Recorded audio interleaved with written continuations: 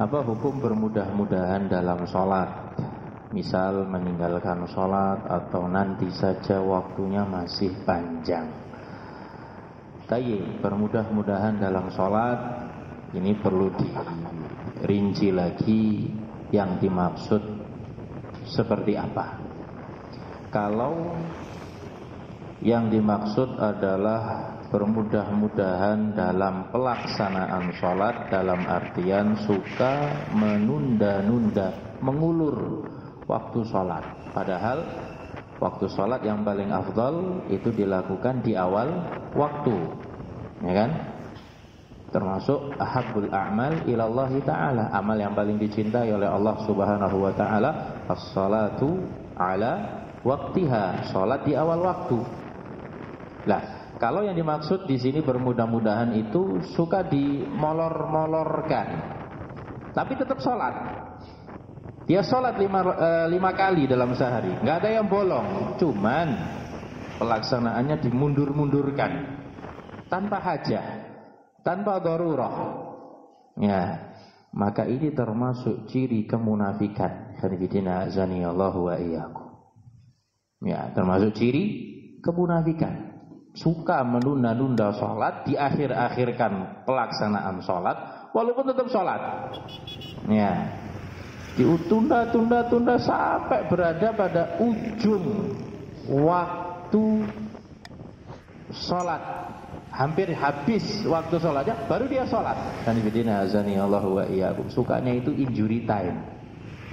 Ya, sukanya injury time. Kan bidina azani Allah wa iyyakum. Terkadang baru dapat 1 rakaat, ya, dari 1 rakaat dari sholat asar, azan maghrib dikumandangkan. Ya, ya memang terhitung dia dapat sholat asarnya, ya, dianggap dapat sholat asar kalau sempat melakukan 1 rakaat sholat. Ya, sudah dapat 1 rakaat, masuk rakaat kedua azan maghrib, maka sudah tercatat dia sholat asar. Tapi kalau belum sempurna 1 rakaat, dianggap tidak sholat. Ya, dianggap tidak sholat. Khairuddin azani Allahu wa iyyakum. Dia sholat di injury time, baru takbiratul ihram, rukuk, azan maghrib. Ya, jadi mandek Ustaz, sempurnakan. Ya, selesaikan 4 rakaat, tapi Anda tidak terhitung sholat asar. Khairuddin azani Allahu wa iyyakum. Cirinya kaum munafikin. Tapi kalau maksud yang kedua, bermudah-mudahan untuk meninggalkan sholat, tidak sholat dia nggak sholat, bolong-bolong. Subuh bangun jam berapa? 7:30. Males duha, tidak usah dijamak kan gitu ya. Ya, yo nggak sholat duha, nggak sholat subuh. Khairuddin azani Allah wa iyyakum. Duhur sholat, asar sholat, maghrib nggak sholat, isya juga nggak sholat misalkan.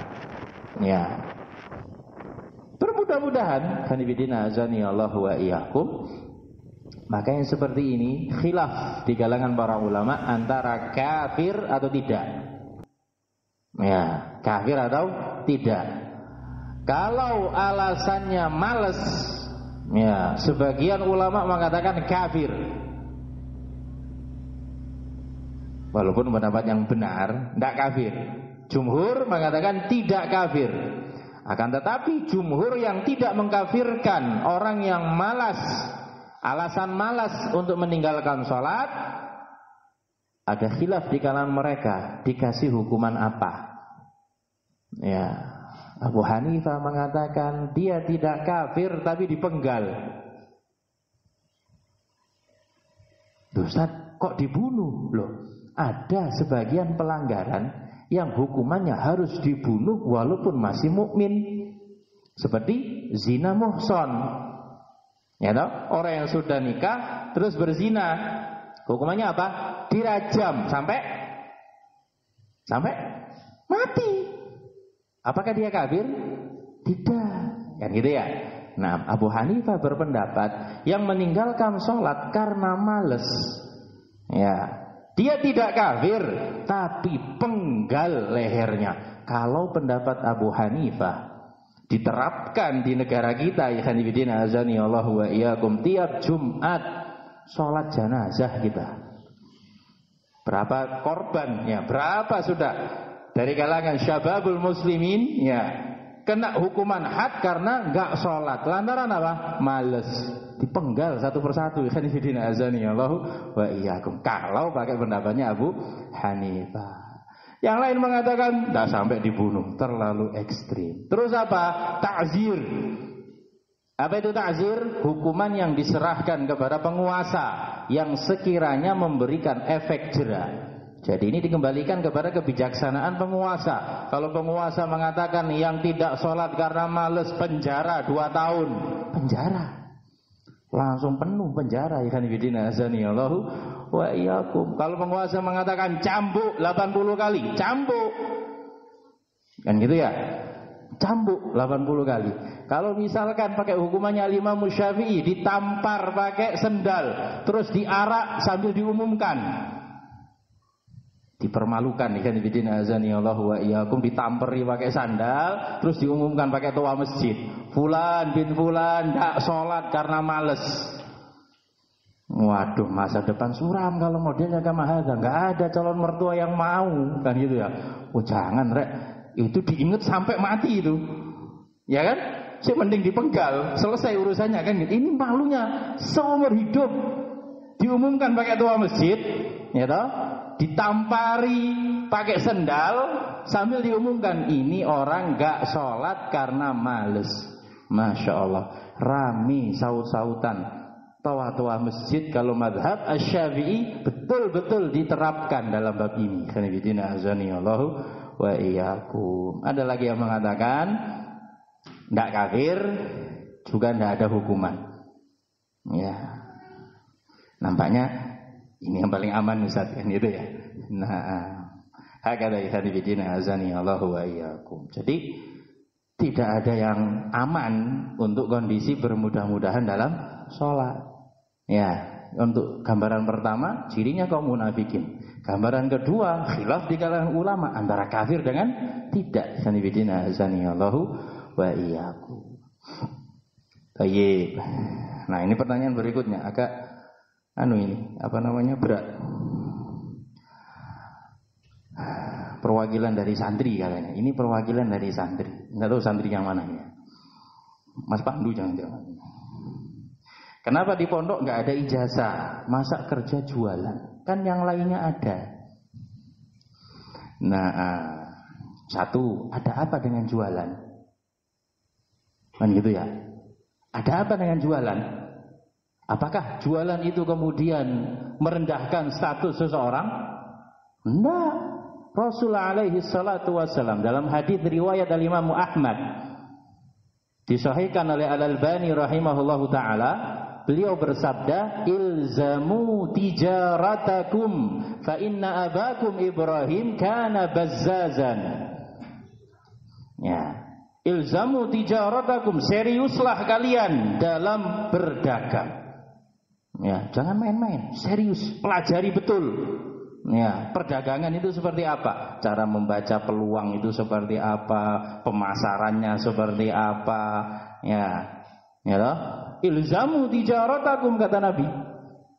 Seriuslah kalian dalam urusan perdagangan kalian. Fa inna abakum Ibrahim kana bazzazan, karena dulu nenek moyang kalian Nabiullah Ibrahim itu pedagang kain. Kata Nabi alaihi salatu wassalam. Ini dijadikan dalil oleh para ulama. Atyabul makasib, pekerjaan paling afdol berdagang. Nah, ada khilaf di kalangan para ulama. Apa pekerjaan yang paling afdol? Ada yang mengatakan berdagang, dalilnya ini. Ada yang mengatakan bertani. Ya toh? Karena yang dimakan oleh burung atau hewan-hewan lain dari hasil pertaniannya dianggap sedekah. Sanibidina azani Allahu wa iyyakum. Jadi kalau tanam padi kan gitu ya, terus ada burung gelatik ya kan, makan bulir-bulir padinya, dia biarkan sedekah ya akhi. Setiap bulir padinya itu 10 kebaikan. Sanibidina azani Allahu wa iyyakum. Ya, itu kalau petaninya punya ilmu ya. Aywa. Justru kalau teknik Fakultas Pertanian itu diajarkan gimana cara mensiasati hama kan gitu ya. Ya toh? Nah, gelatik itu termasuk hama kan gitu ya. Aywa. Bedo cara pikirnya. Ikhwan fillah azani Allahu wa iyyakum.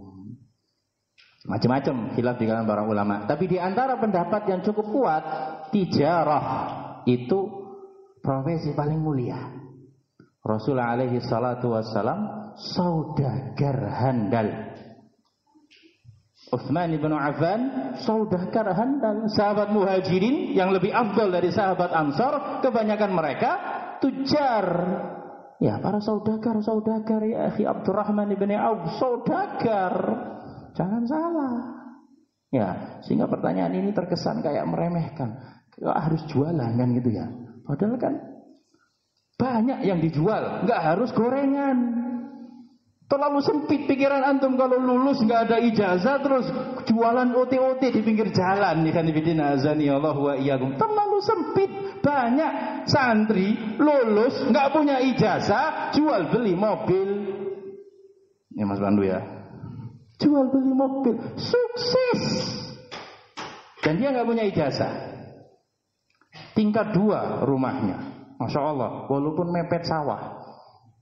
Mewahnya mang, gede, mewah, tingkat 2, samping sawah, belakangnya kuburan. Allahu wa iyyakum. Khairud dunya wal akhirah dia. Rumahnya mewah, betul-betul pinggir sawah, tetangganya nggak ada yang ganggu.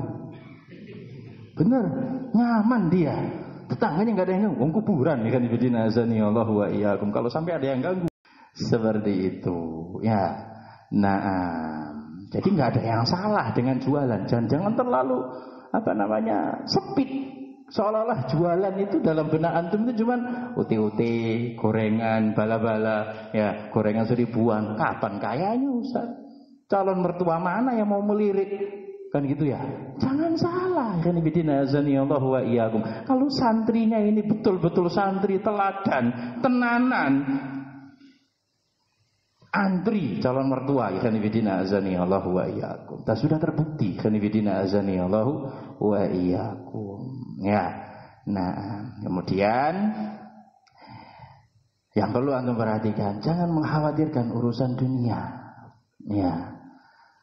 Talabul ilmi syar'i yang dicari bukan kemewahan dunia. Yang dicari adalah surga. Khanifidina azani Allahu wa iyyakum. Tidak ada satupun dalil yang menyebutkan kalau tujuan talabul ilmi syar'i memperkaya diri. Tidak ada. Kalau tujuan awal antum memperkaya diri, kemudian antum masuk pesantren, Anda sudah salah alamat dari awal. Kalau memang ingin kaya raya, jangan masuk pondok. Ya, cari lowongan pekerjaan di luar sana. Ikhwanifidina azani Allahu wa iyyakum. Kalau memang ngincer dunia, kalau masuk ke pesantren itu yang diincer bukan dunia. Yang diincer itu kebaikan akhlak. Yang diincer itu al-ilmun nafi'. Yang diincer itu al-amalus saleh. Yang diincer itu menjadi pribadi yang bertakwa, yang saleh, sesuai dengan bimbingan Nabi kita Muhammad alaihi salatu wassalam. Urusan dunia Allah yang jamin. Satu hadis dari Nabi alaihi salatu wassalam, man kanatid dunya wa man kanatil akhiratu hammahu, barang siapa yang tujuannya itu akhirat, jama'allahu syamlahu, Allah akan kumpulkan semua urusannya yang tadinya tercerai-berai. Ya, Allah kumpulkan semua, jadi mudah. Wa ja'ala ghinahu fi qalbi, Allah berikan rasa kaya dalam hatinya. Wa ta'tihi minad dunya wa hiya raghimah, dunia akan datang menghampirinya dalam keadaan dunia tadi rendah. Khanifidina azani Allahu wa iyyakum. Wa man kanatid dunya hammahu, tapi sebaliknya yang tujuan hidupnya itu dunia, farraqallahu syamlahu, Allah akan jadikan urusannya itu centang perenang, enggak ada yang beres. Seolah-olah itu semua itu muskilah terus, enggak pernah tenang. Ya toh? Wa ja'alal faqra baina 'ainai. Dalam riwayat yang lain nusba 'ainai, senantiasa dihantui oleh kefakiran.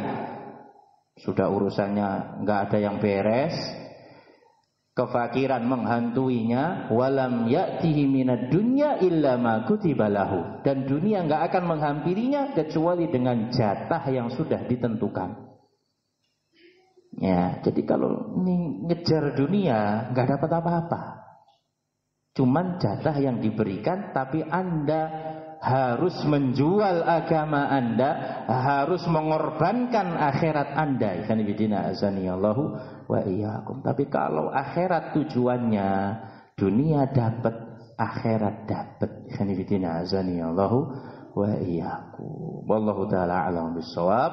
Naktabi bihadzal qadar. Subhanakallahumma rabbana bihamdik asyhadu an la ilaha illa anta astaghfiruka wa atubu ilaik. Tafaddalu barakallahu fikum.